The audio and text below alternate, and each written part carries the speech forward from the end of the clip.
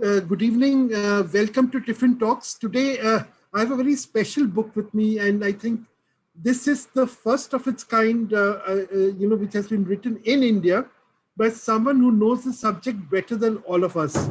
It is the first book written in India on Jewish Indian cuisine, a subject which very few people know about. I've done my bit of research, and I could only come across a couple of books written on this subject, mostly outside India. I'm really happy to possess a copy of it. I would urge all of you to buy a copy of Ben Appetit. Bene or Ben, I have to ask. The author, Esther David, she's so well known as a Sahitya Akademi Award winner, and she has written some fantastic pieces of literature. The book which I found most interesting was the book of Rachel. It is, I think, a great piece of food literature, where how food comes into our lives so integrally. But we'll talk more about that. Let me introduce Esther David. She's based out of Ahmedabad, she has also written about Ahmedabad. So we'll talk about her community, the Jewish Indian community, which is shrinking with every passing year. But she remains its flag bearer. I mean, I'm in Delhi, and our go-to person is Rabbi Malakar, who's also a lawyer.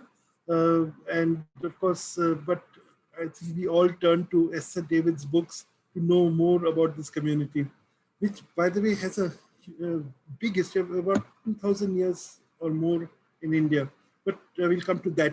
Now, Esther, yes. The Indian Jews are very less known. In fact, my first interaction with Indian Jews was with Baghdadi Jews, and those in Calcutta, and I still remember going to Nahum for my cakes and pastries when I was interning with the Telegraph in Calcutta. And for me, that was the first introduction to the Indian Jewish community. But tell us more about the community and how did it come into India? There are about 5 communities in India, and they all came to India at different periods. But the oldest are, say, the Bene Israel and the Kochi Jews. They came before everybody. The Kochi Jews came even before the Bene Israel, and the Bene Israel came after them. And these 2 communities, there was persecution in Israel. And at that time, through the Greek and this invasions, so they left in ships. And the one group that first came is supposed to have come even during King Solomon's time for trade, And but the one in the Bene Israel Jews came, it was a shipwreck at Alibag. So that is how we first came. The Baghdadi Jews, these are the first 3 well-known Jews. They came somewhere in the 18th century, but they were mostly traders, and they came from the Middle East, and they first came to Gujarat, very interestingly, and then they moved to Bombay, and then to Calcutta. So we have graveyard we used to have till 2013 graveyard, Baghdadi Jewish graveyard. So that gives proof that they had come. And they settled first in Surat, and then moved to Bombay, and then Calcutta. That's how. So, in a sense, they followed the East India Company. Yes. But then later on, these were the 3 main communities in 3 areas. That is Calcutta. Bombay also had Baghdadi Jews, and Western India, Cochin, Kerala, and that's it we knew. But slowly we came to know about the Bene Ephraim Jews of Andhra Pradesh. That's about 25, 30 years back. And then soon after we came to know about the Bene Menashe in Northeast. So that is how we have now 5 communities Northeast in India. Yes. So what is the population of the Jewish community in India? Pardon? What is the population of the Jewish community in India? We are about, say, 5,000, that's all. And the Okay. majority is in Western India. Okay. That is Bombay, Pune, Yeah. Alibag, and Gujarat. That's Ahmedabad, basically. That's right. So, tell me, in fact, your family itself has an interesting story. Your father established a zoo in Ahmedabad, I believe, you know. Yes. Can you tell me, Yes. tell us more about your family, and then we'll, of course, come to the book, but, you know. Yes. We all sort of, when the shipwreck took place for the Bene Israel, you know, the title of my book, Bene Appetit, Yeah. is based on this Bene Israel, Bene That's right. Ephraim, things like that, the tribes, you know, children What does of Bene Israel. mean? What does Bene mean? In Hebrew, it means children of Israel. Okay. Children of Israel. Okay. Children of Israel. That's how. So, so everybody was 2,000, more than 2,000 years back. There was a shipwreck, and they were all settled on Alibag Raigad area. And there are sort of monuments where they first landed, which is like an obelisk, where the first arrivals are buried. And there's old graveyards. And also there is sort of there are many, like 13 synagogues, and 5 are functional now. And they're very important for us because it is believed that Prophet Elijah also arrived to Alibag and left a mark on a rock.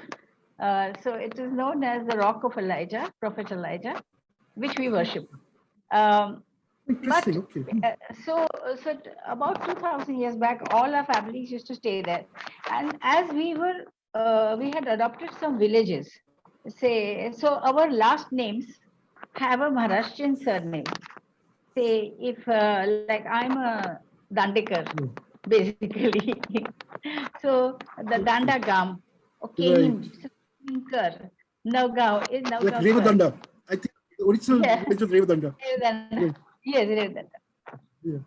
now so late then after with the British Army, they traveled, they were educated, they got religious education, then they moved to Bombay, then they moved to Pune, and then a small group came with the British Army as to people working in various services to Gujarat, and that's how my family came, and I've traced them up to 4 generations Okay. in Gujarat.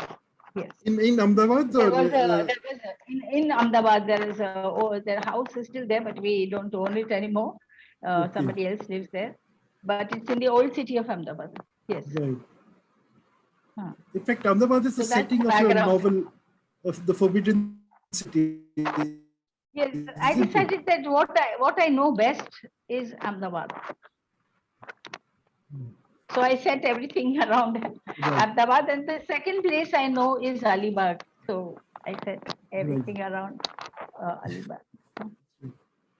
Fantastic. You know, this is really, it's almost like discovery of India for us. I mean, you know, I think the history of the Jewish community tells us so much about India. I think the inclusiveness of India, I think this is something we should all be proud about, and we should keep emphasizing, especially in times of divisiveness. You know, India has always welcomed people of all faiths, all religions, and you know, the Parsi community is one such community. You know, again, very well known for its food.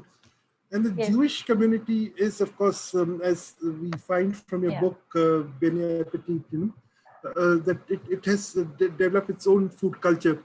Now, you know, what I gathered from the, you know, like you have, I mean, Jews have strict kosher laws, you know, and we know that that's difficult in India to implement those laws. How do you get around the kosher problem? You know, of course, you talk about it in the book, but you know, can you, for our readers, can you explain it a bit? You know? It's the laws I have written in the book, basically, and that's why Indian Jews have a tendency to live in a city where there is a synagogue. So you will see that in Bombay or Alibag or Pune or even Ahmedabad, most of us from all over Gujarat have collected in Ahmedabad because of the synagogue is in Ahmedabad. In the same way, even in Pune or Calcutta or Kochi or even Andhra Pradesh. There are groups living there, and in Andhra Pradesh, I also noticed they used to travel long distance to come to the synagogue. Now that is the Where center in Andhra point Pradesh for the near the dietary. synagogue? Sorry, where in Andhra Machilipatnam. Pradesh near the synagogue? Machilipatnam. Okay. Machilipatnam. Hear me? Yeah. Yes, yes, very And clearly.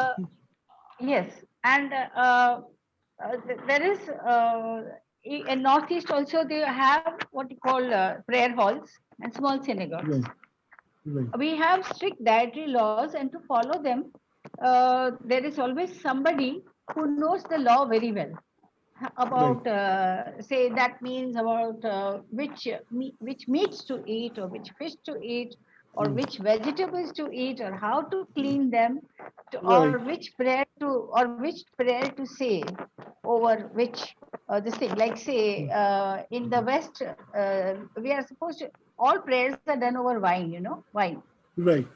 But as it's not possible, and especially Gujarat is dry The dry state, state, yeah. so all over India, and this is not kosher wine available all over India. So all the Indian Jews, they make sharbat out of black currants or black grapes or grapes. Or at one place in Northeast, I saw raisins also, sharbat Right. made with raisins. So that is how each community has a method of Right. making their own sharbat. That is wine, is equal to wine. Right. Very, very interesting, In fact, you also have a rule about not using milk in Yes, cooking, yes. and I think you get around it by using coconut milk, isn't that? Yes, because it is said in the Bible that thou shalt not cook the lamb in its mother's milk. Like in the desert, when they were traveling, it was possible that the mother uh, who was sort of her milk was used. I mean, the cattle, the milk was used, made into yogurt, and put into the meat, which was of a animal, which could have been her calf. So there was a rule so many years back, which we still follow. So Right. we don't mix meat and milk, and there should be a 5 hour difference. If we do have milk and meat, there should be a 5 hour difference uh, having meat and milk. But like say if there is a meat dish, then even on chapati, ghee is not applied. And sweet like mithais and sweet like dairy based sweets are not had. Right. So that's why fruit and we have our own methods of with coconut milk. So I Right. think the 2000 years back or more, our matriarchs or patriarchs, they decided that let's have coconut milk, which is the best. You can do a lot of but there are some festivals where we do have only vegetarian food, Yes. and that's the time we have dairy. But But you also have some vegetables which you don't eat. What are they? that I'm not very clear about still Okay. about which vegetables, but Right. I know that there are some festivals when you eat vegetarian food. At that time we have dairy, so Okay. that is done. And even in a plate, you don't put fish and meat together. First you have one, then you have the other. You don't mix everything. And there Okay. should be a long distance between, like if you had milk-based food, then there should be 5 hours. That's the basic thing. Okay. Okay. So interesting. So there must be The some logic to it, coconut Yeah. milk is a substitute Right. to because Right. when we came to India, we were attracted to all that was available here. So I Right. think they decided why not use coconut milk so Yeah. that we don't use dairy. And in Alibag, there must have been plenty of coconut trees, So Yes, yes. yes. That was another reason. And Right, Alibag, the Bene Israel were basically oil pressers also. right. Yeah, that's why they were known as Shanivar Telis. Tanwar Telis, yes. Yeah. In fact, tell us the story about why are they called Shanivar Telis? Because you see, there was now what happened that when the shipwreck, they everything went down into the sea. They lost their books. Right, So there's very little. There's hardly any document. There's no document. There's an oral tradition. You right, see. So what happened that they knew that they're not supposed to from Friday afternoon to Saturday evening, 7 o'clock. 7 to 7, like say Friday right, 7 to Saturday 7. That's Shabbat. So that's the time you sort of don't work. You say right, prayers, you do other things. Some right, very or Orthodox Jews, they walk, they don't use vehicles, they don't write. It's very strict. So right. these the people living around them said these are strange people. They stop working on from Friday 7 to Saturday 7. So they were known as Shanwar Telis. Teli, Okay. Shanwar Telis. So the Telis who took an off on Saturdays. Saturday oil people. I call it Saturday oil people. That's interesting. So, but say the Cochin Jews, Yes, they themselves are, as we learned from your book, they themselves are split into two communities: the white Jews and the black Jews. And then, of course, you have the Ben Israelis of Alibag, Maharashtra and Gujarat. And then you have the the people in Andhra Pradesh, Bene Manipur, and Ephraim, Mizoram. Yeah, Ben Ephraim, and also the Baghdadi Bene Jews Menash. yeah, Ben Baghdadi Jews Menash, and the Bene Menash, yes. yeah, Ben Hmm. Menash in the northeast. Yes. Now tell Hmm. me, there must be such variations of cuisine within these communities. Like in the Anglo-Indian Variation community of? too, say Yes. I think there must be so many differences within the cuisine from one community to another. Like Yes, I was giving there the is. example of the Anglo-Indian community. See, the Calcutta Anglo-Indians cook very differently from the Chennai Anglo-Indians or the Yes. Kolar Yes. Goldfield Anglo-Indians. So or Yes. the Yes. Bombay Anglo-Indians. So what are the differences, the regional differences that you've seen? I think the regional influences matter. Mm. Regional influences do matter. And for the Bene Israel, whether they are anywhere, even Gujarat, it's always a Maharashtrian, Konkani Maharashtrian influence can be seen in their cuisine. And if you see in Cochin also, there are two things. The country of origin. I would like to stress on that. There are Right. regional influences, but there is also a touch of the country of origin. Like Okay. Ben Israel make chikcha halwa, it's a wheat extract. Yeah, It's made with wheat it's a extract. great dish. Yeah. Wheat extract. Yes, it's a little rubbery look it has, and that's a sweet dish. Mm. And even the flaky pastry like kipurchi puri, it Mm. has somebody told me once that it sort of tastes like baklava. So Right. everything has a origin. And in Kochi, if you see the pastilas, the pastel that they Pastilla. make, Yeah. yes, that is again influence of the country of origin.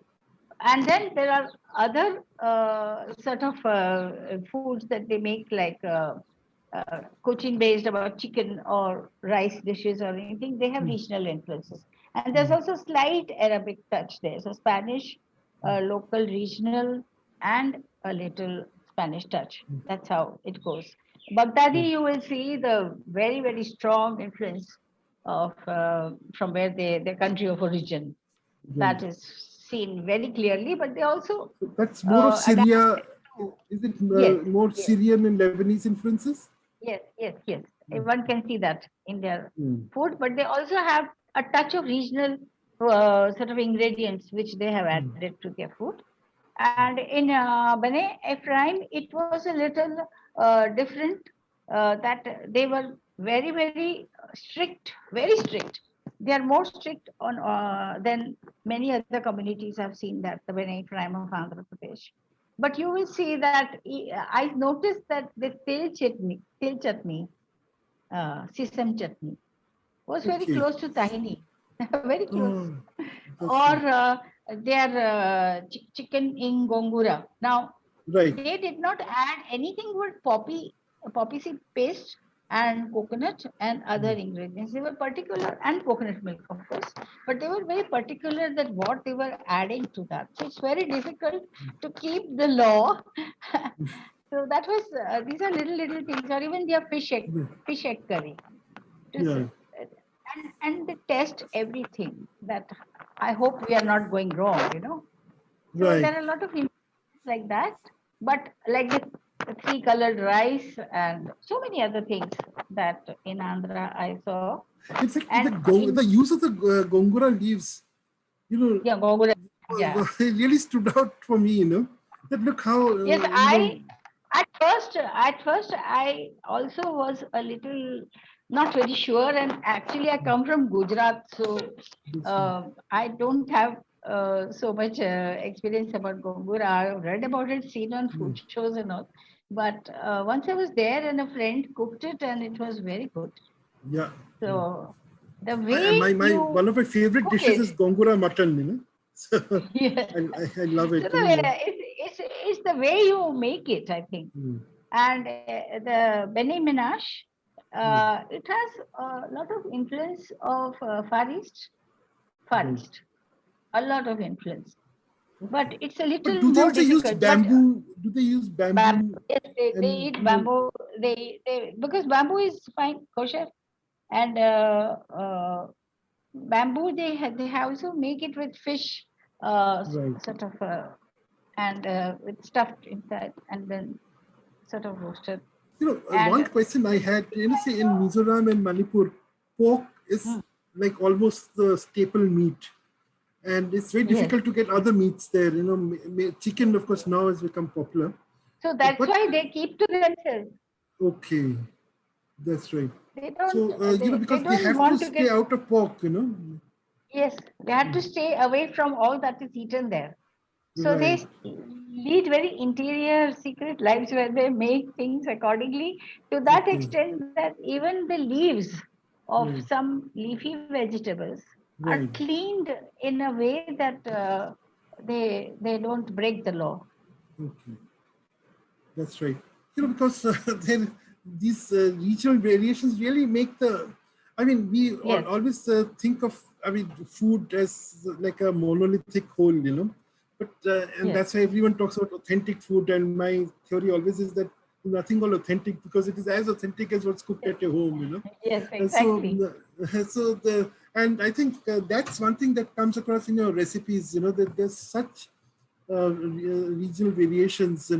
Now, being a Bengali and having seen Nahum when I was working in Kolkata, I don't belong to.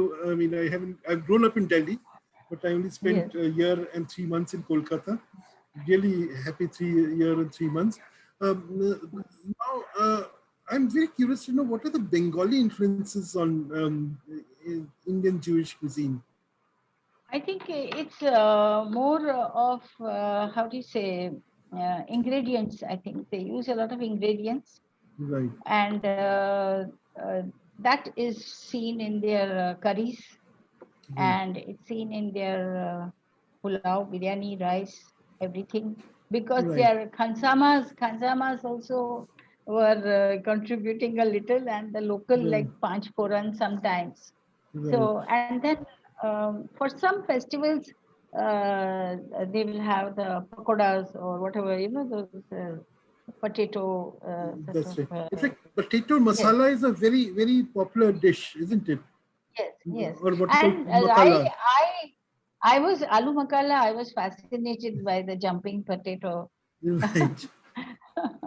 And I also think the way they make the stuffed vegetables and mahashas and things like that is amazing. okay. Not all So Jewish families. something like a dolmas. Is that right? Yes. But Yeah. they are because of the Jewish bakery there. Right. They were able to get say challah bread, and Right. also challah bread and a lot of pastries which were not milk based. Right. So for dessert, it was fine.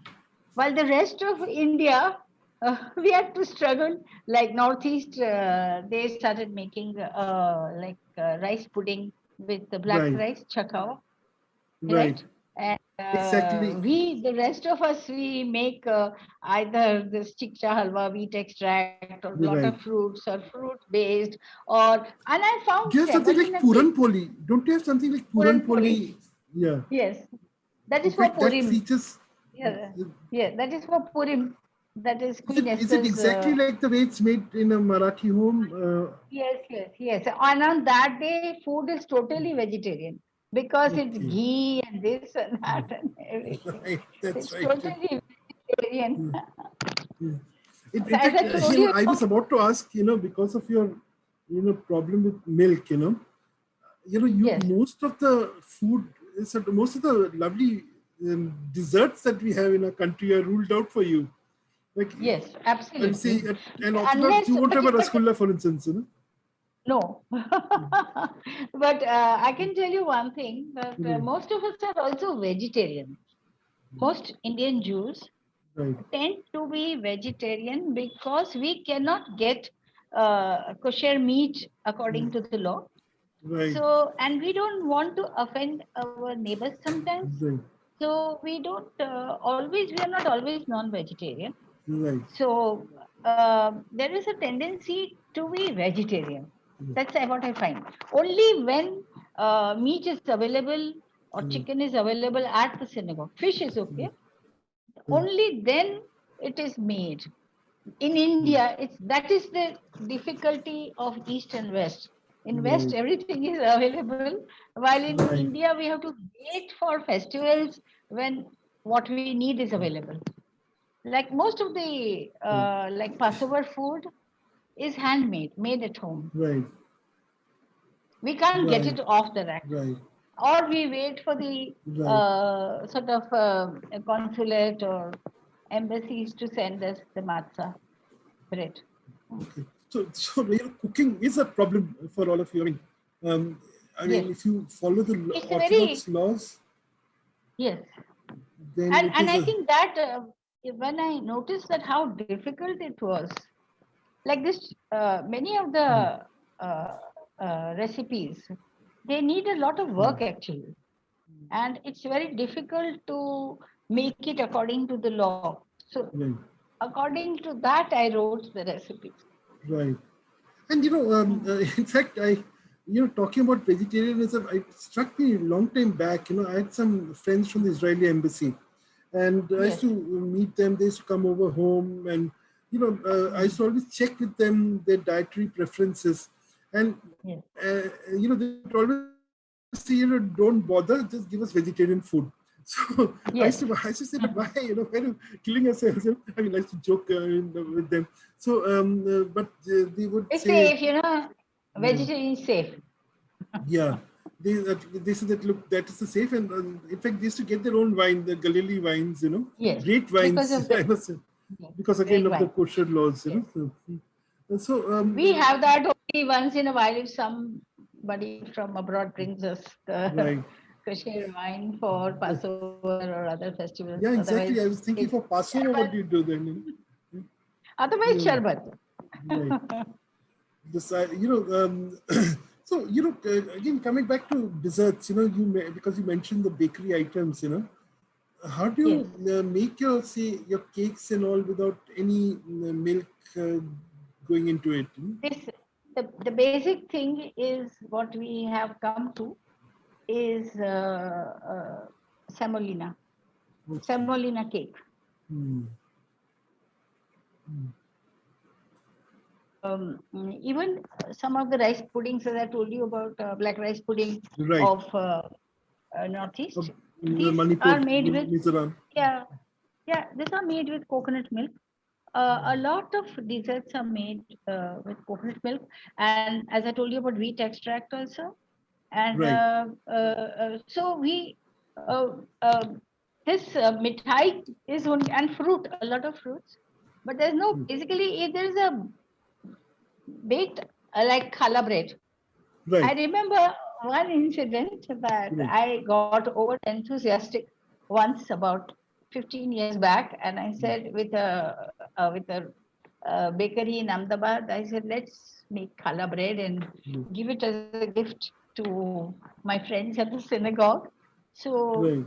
uh, he sort of did a lot of, he had a nice book, and we did a lot of minute and made it. But it was flop because everybody asked, does it have milk? So I called Lester. I said, does it have milk? He said, of course. It has this, it has that. So it flopped. So what we Okay. have is just bhakri, bhakri, Right.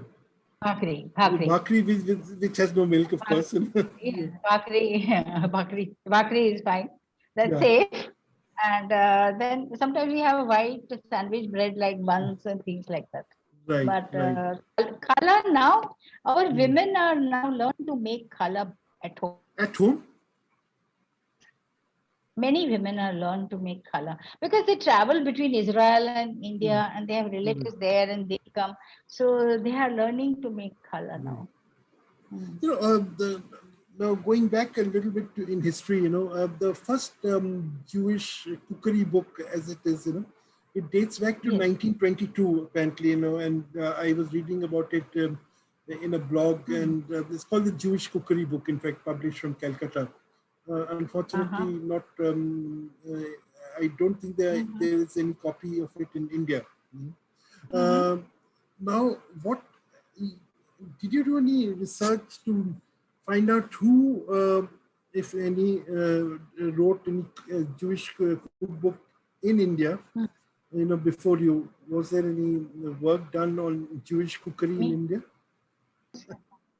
No, I Uh, did not. I could not find too much, and whatever I found was from normal cookbooks. Sometimes one recipe or one recipe that okay, does not so you find. But basically, but, most of but your research was done through but on friends, through, through communities only. right, What is being, what, let me be very honest, that what is being cooked now today, right, that's all. Most of the okay, things also I find are forgotten. Like making this chikcha halwa right, in the old times, it right, takes about 10 hours. So okay, now everybody has found ways and means. So yeah. what is written now is about now.